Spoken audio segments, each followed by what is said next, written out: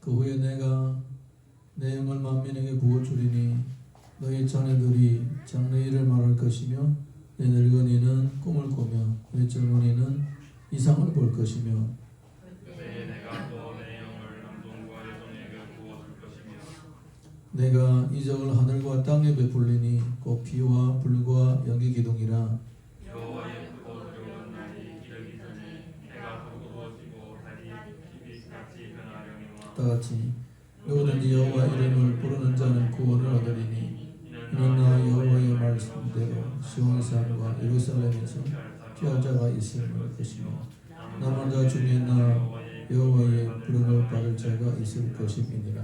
아멘. 우리 옆에 계신 분들하고 서로 인사하겠습니다. 우리는 행복한 예배자입니다. 우리는 경건한 예배자입니다. 우리는 행복한 예배자입니다. 우리는 경건한 예배자입니다.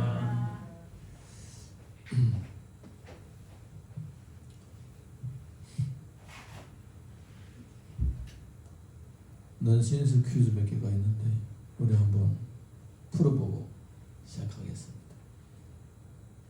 비빔밥 중에 가장 오래된 비빔밥은 무엇입니까?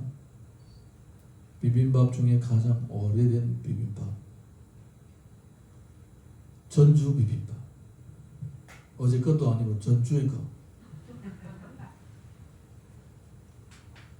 김밥이 죽으면 가는 곳이 어디입니까?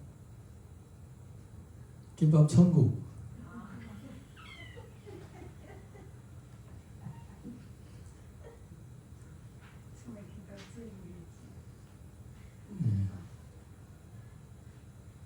파리가 커피에 빠져 죽으면서 하는 말. 참 쓴맛 단맛 다 보고 죽는다. 여러분 커피가 쓰기도 하고 달기도 하죠. 또 있습니다. 하늘의 별 따기보다 더 어려운 것은 하늘의 별 달기. 네. 마지막으로 하나. 사람이 언제 몸무게가 가장 많이 갑니까? 철 들 때. 철이 들었으니까. 네. 성도가 언제 철든 성도인가? 바른 예배자로 세워진 것이 바로 철든 것입니다. 할렐루야. 네. 오늘 PPT가 안 나온다고 그랬는데 나옵니까? 네. 어제 사고 날까봐 일부러 확인을 해봤는데 안 나온다고 그러니까 깜짝 놀랐는데 요한복음 보게 되면 이런 내용이 있습니다. 요한복음 4장 21절에서 22절 보겠습니다. 시작. 예수께서 이르시되 여자여 내 말을 믿으라. 이 산에서도 말고 예루살렘에서도 말고 너희가 아버지께 예배할 때가 이르리라. 너희는 알지 못하는 것을 예배하고 우리는 아는 것을 예배하노니 이는 구원이 유대인에게서 남이라. 아멘. 세례 요한이 나타나서 천국 복음을 전할 때에 회개하라 천국이 가까웠느니라 이렇게 선포했습니다. 그리고 예수님이 복음을 전파하실 때에도 똑같은 말씀하셨습니다. 회개하라 천국이 가까웠느니라. 그런데 성경을 보니까 그것만 얘기한 것이 아닙니다. 방금 읽었던 말씀 보니까 예수님은 하나님께 참되게 예배할 때가 오나니라고 했습니다. 그러니까 회개와 더불어 일어나는 일은 무엇이냐? 바로 예배의 회복이라는 것입니다. 네. 바른 신앙인으로서 다시 복귀하는 그 전형적으로 나타나는 그 영적인 현상이 뭐냐? 바로 예배의 회복이라는 거예요. 네. 그래서 주님께서 그 얘기를 하시는 거예요. 네. 우리 다시 읽어보겠습니다. 시작. 예수께서 이르시되 여자여 내 말을 믿으라. 이 산에서도 말고 예루살렘에서도 말고 너희가 아버지께 예배할 때가 이르리라. 너희는 알지 못하는 것을 예배하고 우리는 아는 것을 예배하노니 이는 구원이 유대인에게서 남이라. 구원과 더불어 민족의 회심과 더불어 예배 회복이 이루어지는 것입니다. 예배를 통하여 참 행복을 누리고 예배를 통하여 주님과의 깊은 교제를 누리고 예배를 통하여 또 감격을 체험하고 예배를 통하여 새로운 한 주를 살아갈 수 있는 소망을 가지고 또 또 1년 동안 달려갈 수 있는 힘을 얻는 그것이 바로 예배였습니다. 자, 우리 이어서 4장 23절 24절 읽어보겠습니다. 시작. 아버지께 참되게 예배하는 자들은 영과 진리로 예배할 때가 오나니 곧 이때라. 아버지께서는 자기에게 이렇게 예배하는 자들을 찾으시느니라. 하나님은 영이시니 예배하는 자가 영과 진리로 예배할지니라. 하나님은 예배하는 자들을 찾고 계십니다. 어떻게 예배하는 자들을 찾고 계시는가? 영과 진리로 예배하는 자들을 찾고 계십니다. 예. 영과 진리로 예배한다는 것은 일주일 내내 하나님의 말씀으로 살려고 온갖 노력과 애를 쓰다가 주 앞에 나오는 사람을 가르쳐 진리로 예배하는 자라고 하는 거예요. 예. 물론 한 주간 동안 살면서 실수도 있고 실패도 있고 때로는 허물도 있고 죄를 질 때도 있습니다. 그럼에도 불구하고 그 가운데서 하나님의 말씀대로 살겠노라고 몸부림치면서 애를 쓰면서 살다가 온 사람, 이 진리로 예배를 드리는 거예요. 영으로 예배를 드린다는 것은 무슨 뜻입니까? 영으로 드린다는 것은 하나님의 은혜를 사모하고 이 세상에 이 없어질 물질, 없어질 육체, 이 세상의 쾌락 이것으로 만족을 얻는 것이 아니라 하나님의 임재하심을 갈망하고 하나님 임재하심을 사모하고 그 임재 속으로 들어가서 영적인 교제를 하고자 하는 그 마음을 얘기를 하는 거예요. 그러니까 주님이 나를 찾으시는 것처럼 나도 간절하게 주님을 찾고 있느냐 이거예요. 예. 주님이 영적으로 나를 만나려고 하고 나도 주님을 만나고자 할 때에 그것이 영적으로 사람이 변하게 되는 거예요. 할렐루야. 상사를 즐겁게 하려면 정보를 부풀리면 됩니다. 예. 대중들을 즐겁게 하려면 쇼를 하면 됩니다. 자기를 즐겁게 하려면 몽상을 하면 됩니다. 주님을 기쁘게 해드리려면 바른 예배자로 세워져야 되는 것입니다. 영과 진리로 예배를 드리는 예배자로 세워지시기를 주님 이름으로 축복합니다. 왜냐하면 하나님은 이런 사람을 찾으시고 또 그런 사람에게 자신의 존재를 확증시켜 주시는 거예요. 아리까리 하는 것이 아니라 진짜 계시다라는 것을 확신을 가지도록 들려주시고 보여주시고 체험시켜 주시는 것입니다. 할렐루야. 다음에 우리가 두 가지 장면을 통하여 그 예배를 통하여 하나님의 존재하심을 확증받았던 사람들의 모습을 살펴보겠습니다. 열왕기상 8장 1절에서 3절 봅니다. 시작. 이에 솔로몬이 여호와의 언약궤를 다윗성 곧 시온에서 메어 올리고자 하여 이스라엘 장로와 모든 지파의 우두머리 곧 이스라엘 자손의 족장들을 예루살렘에 있는 자에게로 소집하니 이스라엘 모든 사람이 다 에다님 월 곧 일곱째 달 절기에 솔로몬 왕에게 모이고 이스라엘 장로들이 다 이름에 제사장들이 궤를 매니라. 이렇게 전 나라적인 대축제를 드리는 것입니다. 하나님 앞에 성전을 건축하고 성전 낙성식을 하면서 하나님 앞에 큰 예배를 드리는 것입니다. 이어서 우리가 열왕기상 8장 4절에서 5절 읽어보겠습니다. 시작.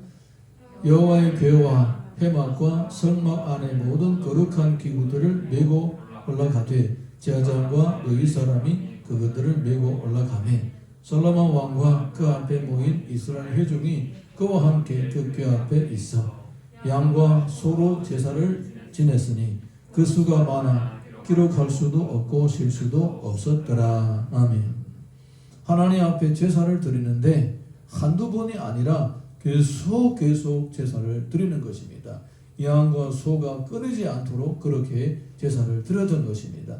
얼마나 많이 드렸느냐? 셀 수도 없다. 기록할 수도 없다. 이렇게 얘기를 하는 것입니다. 이것은 무엇을 의미하는 것입니까? 이것은 축제 때에 모든 사람이 예배에 전념하고 있었다라는 것입니다. 73년도에 여의도 대부흥회가 일어났을 때에 일주일 동안 거기서 집회를 했대요. 예. 73년도면 47년 8년 전 일이죠. 48년 전입니다. 그런데 이분들이 다 어디서 온 사람들이냐? 저기 전라도나 또 경상도라든가 심지어 제주도에서도 왔대요. 네. 뭐 여기 파주 뭐 이런 가까운 사람 아니라 땅끝 해나면서 다 예배드리러 온 거예요. 축제를 하러 온 거예요. 어떤 사람들은 먹을 것까지 다 질러매고 그렇게 왔대요. 전국이 동원해가지고 꼭 솔로몬 성전 낙성식 할 때 드리는 이 축제와 비슷한 것이었대요. 그때에 빌리그레암 목사님 그때 설교를 하시고 김장환 목사님 통역을 하셨대요. 근데 마지막 날에 선교사로 헌신할 사람들이 그 자리에서 일어나라고 했대요. 그래서 사람들이 3일 동안 졸다가 마지막에 벌떡 일어난 사람도 있대요. 진짜로. 근데 참 신기하게도 그런 사람들 중에 한 사람이 나중에 신학 공부하고 전도사가 되고 교회 개척을 하더라고. 저하고 같이 신학교 다녔어요. 내내 졸다가 벌떡 일어난 거예요. 마지막에. 예, 설교사로 일어나라. 그래가지고 뭐 교회 개척하고 지금 교회를 목회하시고 열심히 하시고 그럽니다. 한 번도 흔들리지 않고 쭉 제가 안지 만은 벌써 16년 됐는데 한 번도 흔들리지 않고 사역을 계속 하고 있더라고요. 정말 어렵고 힘들게 하고 계십니다. 그럼에도 불구하고 계속 헌신하고 있는 거예요. 뿐만 아니라 제가 아는 사람 중에 그런 분들 몇 분이 계세요. 예. 그 현장에 있었대요. 그 현장에 계셨으면 저보다 나이가 훨씬 더 많겠죠. 예. 73년도에 있었으니까. 예.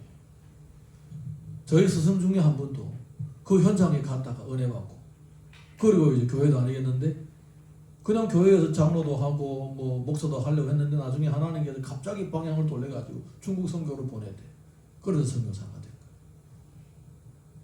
예, 이렇게 참 놀라운 축제 예배가 일어났던 것입니다. 거기에서 많은 사람들은 하나님의 살아계심을 체험하고 뭐 어떤 사람은 알고 헌신을 하기도 하고 어떤 사람은 그냥 자다가 벌떡 일어나서 헌신하기도 하고 어쨌든 그렇게 성령의 역사가 강력하게 나타난 거예요.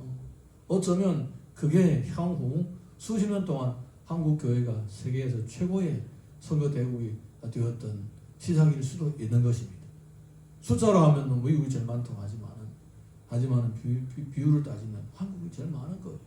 그 조그만 나라가 선교사가 2만 명이 된다고 그래요. 그거 다 그 힘이 어디서부터 시작되느냐? 그때부터 시작된 거예요. 네. 제대로 된 예배는 많은 사람들이 하나님의 살아계심을 체험하게 되고 기꺼이 그 주님을 위하여 헌신하고자 하는 역사가 일어나는 것입니다.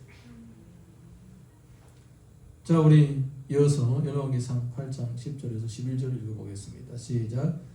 제사장이 성소에서 나올 때에 구름이 여호와의 성전에 가득하매 제사장이 그 구름으로 말미암아 능히 서서 섬기지 못하였으니 이는 여호와의 영광이 여호와의 성전에 가득함이었더라. 그 당시에 이 솔로몬이 하나님 앞에 제사를 드릴 때에 제단을 쌓고 거기다가 제물을 올렸는데 하늘에서 불이 떨어져서 제단이 불붙었다고 했습니다. 그리고 그 성전이라든가 그 지역에 구름이 가득했다고 합니다. 여러분 구름이 땅에 떨어지는 거 본 적이 있습니까? 없죠. 예. 저는 체험해 본 적이 있었어요. 구름이 자전거 타고 가는데 구름이 요 앞에 있는 걸 본 적이 있어요. 우리가 사는 지역이 특이한 지역이었습니다. 벌판이었고 그리고 산들이 없어요. 제가 이제 중학교 다닐 때 학교 갔다가 오는데 그 비가 오기 직전에 새카맣게 하늘이 어두워지면서 구름이 쫙 낮아지는 거예요. 소름이 돋을 정도로. 보통 구름이 높잖아요. 여름에 구름이 낮아도 이렇게 봐야 이렇게 보이는데 바로 앞에 있는 거예요. 바로 이렇게 한 10m, 20m 정도밖에 안 높다고 느낄 정도로 바로 머리 위에 있는 거예요. 얼마나 놀라는지 놀라가지고 소름 돋을 정도예요. 진짜 정신 나간 사람은 자전거를 그냥 빨리 지나가겠다고 자전거를 그때 무슨 생각 들냐면 이 구름 속에 벼락을 치면 맞을까봐 겁난 거예요. 구름이 내 머리 위에 있는데 그런 특이한 현상, 제가 살던 그 지역에서 특이한 현상 몇 번을 체험한 적이 있었는데 그 중에 한 번이었어요. 구름이 그때는 뭐 모르고 그러니까 어쨌든 온몸에 소름이 돋을 정도로 그래서 솔로몬이라든가 또 그와 함께 제사를 드렸던 사람들이 그 위에서 제사를 드리고 있는데 구름이 가득한 거예요. 왜? 하나님의 임재하심입니다. 할렐루야. 예. 저는 그냥 자연현상을 체험했지만 이 사람들은 자연현상이 아니라 하나님의 나타나심을 체험한 거예요. 에어컨 끌까요?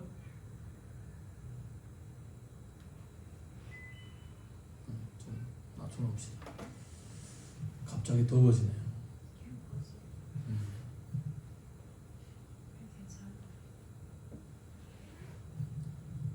성소에 구름이 가득했다. 연기가 가득했다. 이렇게 얘기를 합니다. 이거를 경험해 보지 못하면 그런가 보다. 소름이 돋을 정도예요. 소름이 돋을 정도. 참 감사한 것은 하나님께서 이것을 이해할 수 있도록 저에게 미리 체험을 시켜주셨다는 거예요. 여러분도 기회가 되시면 이런 방법을 체험하시고 하나님의 임재하심이 얼마나 놀라운지 깨달을 수 있기를 주님 이름으로 축복합니다. 하나님, 우리가 예배를 드릴 때 하나님은 분명히 이 가운데 임재하시고 역사하십니다. 할렐루야. 제가 신학 공부를 하려고 간절히 기도를 하고 있었을 때였습니다. 한 93년도쯤이었던 것 같아요. 심야 기도회가 끝나고 사람들 다 가셨어요. 그때는 12시에 심야 기도회를 시작했어요. 12시에. 철야죠, 철야. 그러다가 이제 보통 1시 반쯤이면 다 가는데 저는 기도를 더 하겠다고 그걸 좀 무릎 꿇고 열심히 기도했습니다. 자다가 깨나 기도하고 또 자다가 깨나 기도하는데 지금은 에어컨이 틀어가지고 얼굴이 막 덥지만 얼굴이 막 후끈해나 막 몸이 막 뜨거워나는 거예요. 막 뜨거워나는 거예요. 그래서 성령 충만 받았나 이런 느낌을 한 적도 있었어요.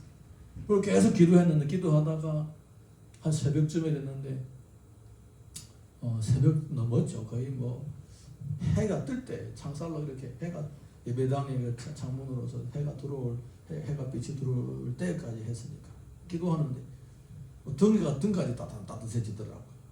그때는 이제 성령의 역사인지 햇빛으로 따뜻해지는지는 모르겠지만 등까지 따뜻해졌습니다. 여러분, 우리가 하나님 은혜를 간절히 사모할 때는 주님께서는 반드시 증거를 주십니다. 그거는 은혜가 임하고 곧 역사가 일어난다는 증거입니다.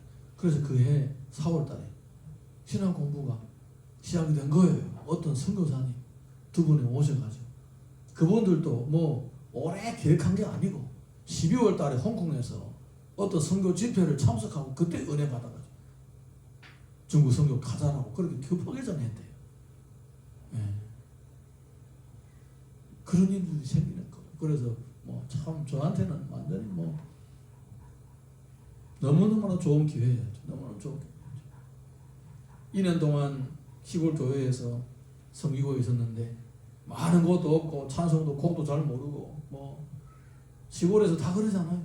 똑같은 곡으로 다 모든 찬송 거의 다 똑같은 곡으로 부르고 박자도 모르고 그게 너무 힘든 거예요. 신학 공부를 좀 해야 되겠다라고 기도하는데 하나님께서 응답해 주셔서 그렇게 기도할 때 그런 체험을 하면서 하나님께서 응답을 시켜주시더라고요. 여러분, 하나님은 경건한 예배자에게 임하십니다. 증거를 주십니다. 물론 어떤 분들은 이 영적인 체험을 추구하지 말라 이렇게 얘기를 합니다. 심의주의에 빠진다. 물론 그 말도 맞는 말이지만 근데 우리가 은혜를 사모하다 보게 되면요 신비를 추구하지 않아도 가끔이 다 나타나는 거예요. 굳이 내가 신비를 쫓아가지 않아도 은혜를 사모하고 주님의 나라를 위해서 내가 뭔가를 해야 되겠다고 간절히 간구하고 기도할 때에 증거를 주시는 거예요. 솔로몬도 이렇게 헌신을 하니까 구름이 그 현장에 나타나지 않아요. 구름이 그게 임하는 거예요. 이 구름에 임하는 것은 하나님이 함께 하신다는 증거입니다. 여러분이 정말로 인생에 큰 장벽을 만났을 때에 그 장벽이 여러분을 힘들게 하는 것만큼 여러분들은 그렇게 힘써서 기도하십시오. 아멘입니까? 예, 그러면 하나님께서 지금 함께 하신다는 증거를 반드시 보여주실 것입니다. 저는 여러분들을 보면서 나보다 더 기도해야 될 사람들이 계시는구나 이런 느낌이 들어요. 근데 기도 안 하시는 거예요. 기도 안 하더라. 저분은 진짜 나보다 더 기도 더 많이 해야 되는데 형편에 나보다 훨씬 더 어려운데 왜 기도를 안 할까? 이럴 때가 있습니다.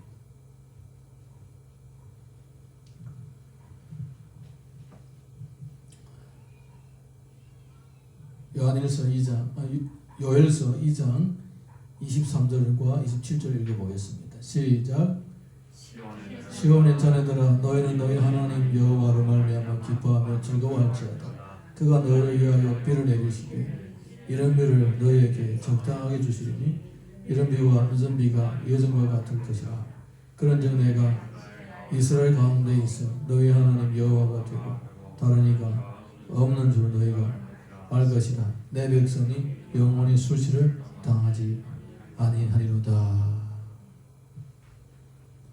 하나님께서는 이렇게 경건한 예배 자들에게 나타나서 그들의 삶 가운데 필요한 것까지도 채워주시는 것입니다.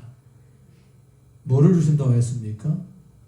너희를 위하여 비를 내리시되 이런 비를 너에게 적당하게 주시니 이런 비와 늦은 비가 예전과 같을 것이라.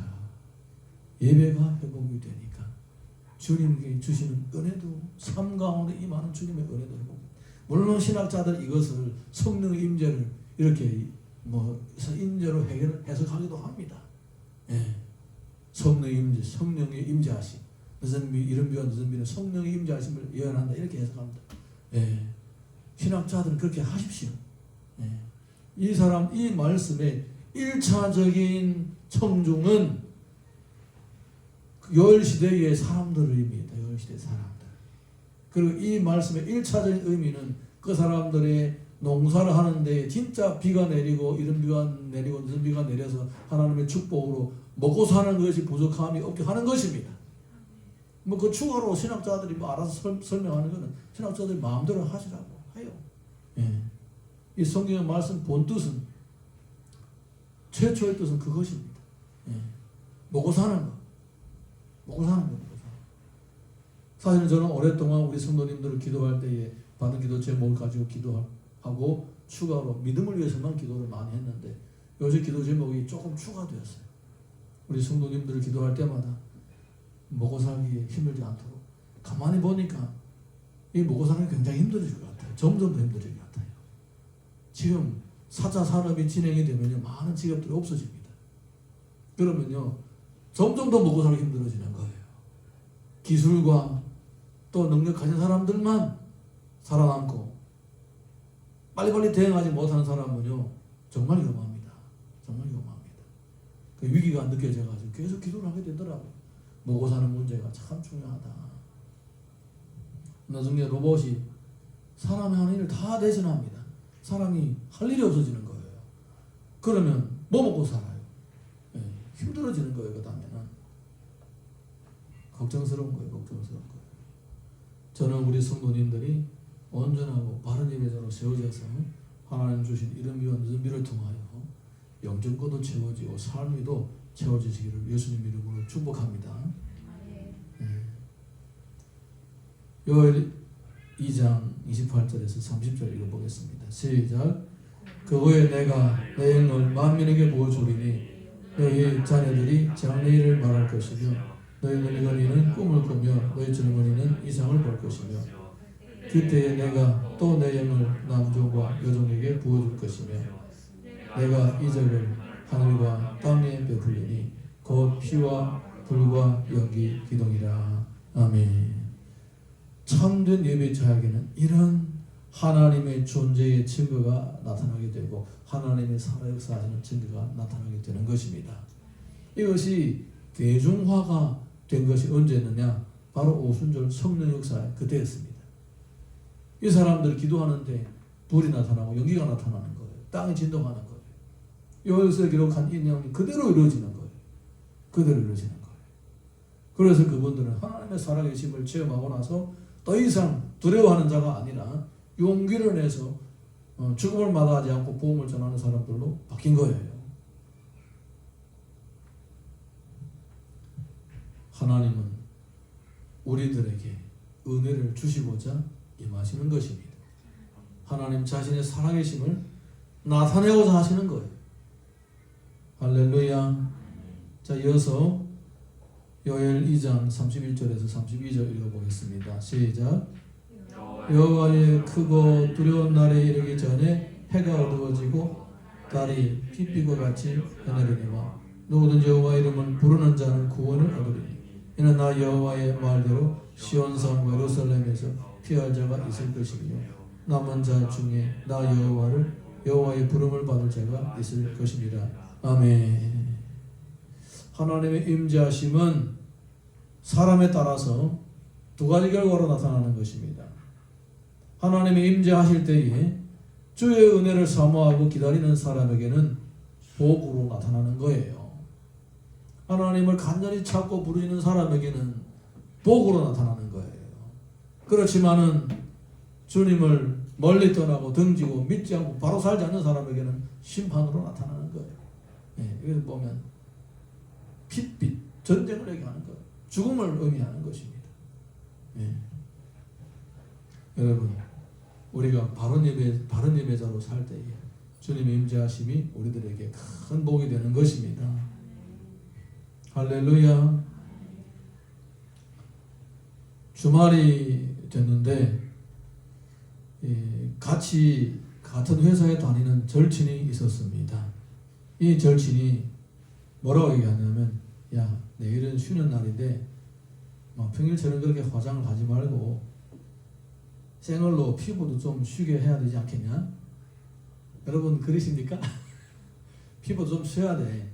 맨날 얼굴 다쳐버리고 그러면 피부 숨 못 쉬어서 피부도 힘들어져.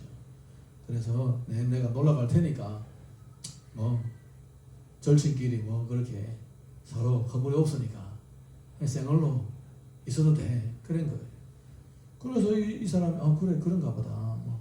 그래 절친이니까 허물이 없으니까 그 집에 가가지고 그냥 실컷 잔 거예요. 거의 정신때가 들 때까지 잔 거예요. 자고는 이제 부지시해서 일어나가지고 집도 치우지도 않고 있는데 바깥에서 뭔 소리가 나는 거예요. 별 소리가 나는 거예요. 문을 열었습니다. 열어보니까 자기 절친이 앞에 있는데 아주 예쁘게 화장을 한 거예요. 그럼 절친 뒤에는 같은 회사에 다니는 남 직원들이 서너지, 그 또 여직원들도 몇 명이 같이 으르륵 쓸어 들어오는 거예요. 완전히 당한 거죠. 완전히 당한 거죠.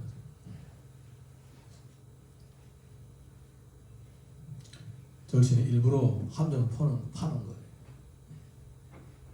나 이 회사에 있는 좀 멋지고 잘생긴 남자 직원들이 자기 친구한테 주목을 못하도록 아주 험한 거를 보여주려고 그렇게 일부러 작전을 짜게 됐다고 합니다. 여러분, 우리가 하나님 앞에 예배자로서 바로 설 때에 주님의 임재하시는 우리들에게 축복으로 다가오는 것입니다. 사도행전 2장 1절에서 4절 우리가 읽어보겠습니다. 시작. 오순절 날에 이미 이름에 그들이 다같이 한 곳에 모였더니 헐렁이 하늘로부터 급하고 강한 바람 같은 소리가 있어 그들이 앉은 온 집에 가득하여 마치 불의 혀처럼 갈라지는 것들이 그들에게 보여 각 사람 위에 하나씩 임하여 있더니 그들이 다 성령의 충만함을 받고 성령이 말하게 하심을 따라 다른 언어들로 말하기를 시작하니라. 아멘.